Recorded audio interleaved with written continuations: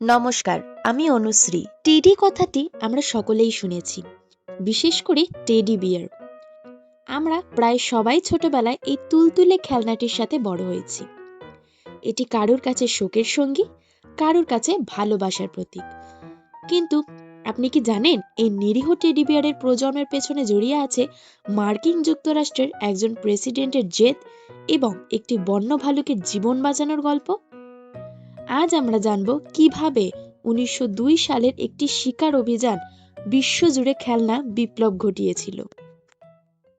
1902 সালের নভেম্বর মাস, মার্কিন president Theodore Roosevelt, যাকে সবাই আদর করে টেডি ডাকতেন, মিসিসিপির গভর্নর অ্যান্ড্রু লংগিনোর আমন্ত্রণে ভাল্লুক শিকারে যান।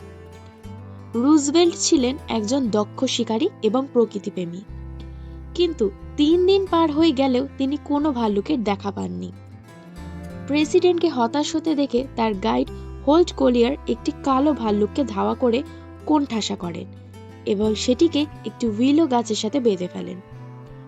খবর পাঠানো হয় প্রেসিডেন্টের কাছে, কিন্তু ঘটনাস্থলে পৌঁছে রুজভেল্ট যা করলেন তা ছিল অভাবনীয়। তিনি গর্জে উঠে বললেন, এই আহত এবং অসহায় প্রাণীকে গুলি করা হবে অখেলোয়াড় সুলভ।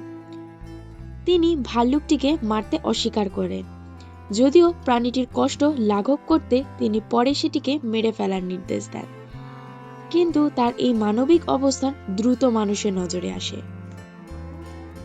এই ঘটনার 2 দিন পর, অর্থাৎ 16 নভেম্বর 2019 সালে, cartoonist Clifford Berryman the Washington Post পত্রিকায় একটি রাজনৈতিক কার্টুন আঁকেন। সেখানে দেখানো হয় প্রেসিডেন্ট রুজভেল্ট বন্দুক হাতে দাঁড়িয়ে আছেন এবং তার সামনে একটি ছোট ভীত ভাল্লুক ছানা। এই কার্টুনটি রাতারাতি ভাইরাল হয়ে যায়। সেই যুগের হিসাবে মানুষ প্রেসিডেন্টের এই কোমল হৃদয়ের প্রশংসা করতে থাকে।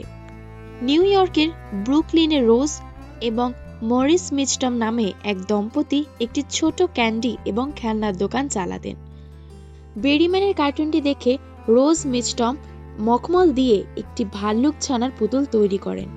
তারা এর নাম দেন টেডি বিয়ার। পুতুলটি দোকানের জালনায় প্রদর্শনের সাথে সাথে মানুষের ভিড় জমে যায়। মিচটম প্রেসিডেন্ট রুজভেল্টের কাছে চিঠি পাঠিয়ে নাম ব্যবহারের অনুমতি চান।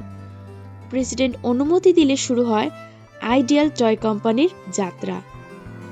মজার ব্যাপার হলো, প্রেসিডেন্ট রুজভেল্টের নিজের পৌত্র কার্মিট রুজভেল্ট ছিলেন এই খেলনা নিয়ে খেলা প্রথম শিশুদের একজন। ঠিক একই সময় আটলান্টিকের ওপারে জার্মানিতে রিচার্ড স্টিভ নামে একজন ডিজাইনারও একটি মমি করা ভাল্লুক তৈরি করেছিলেন।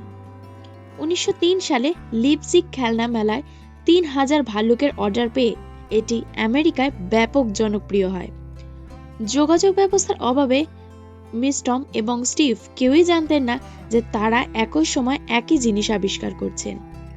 তবে আজকের দিনেও সংগ্রাহকদের কাছে এই পুরনো স্টিভ বিয়ারগুলি অমূল্য সম্পদ। শুরুর দিকে টেডি বিয়ারগুলো দেখতে ছিল অনেকটা আসল ভালুকের মতো, লম্বা নাক আর কুতকুতে চোখ, কিন্তু ধীরে ধীরে এর রূপ বদলেছে। এখনকার টেডি বিয়ার কপাল চড়া এবং চোখ বড় হয়, যা বাচ্চাদের কাছে বেশি আকর্ষণীয়। এটি এখন শুধু শিশুদের খেলনা নয়, বড়দের ভালোবাসার প্রকাশ বা অভিনন্দন জানানোর সবচেয়ে প্রিয় জনপ্রিয় উপহার। 100 বছরেরও বেশি সময় পার হয়ে গেছে, কিন্তু টেডি বিয়ারের আবেদন কমেনি।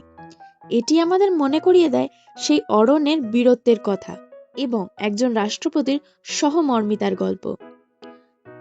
আপনার আলমারিতে বা বিছানায় কি কোনো প্রিয় টেডি বিয়ার আছে?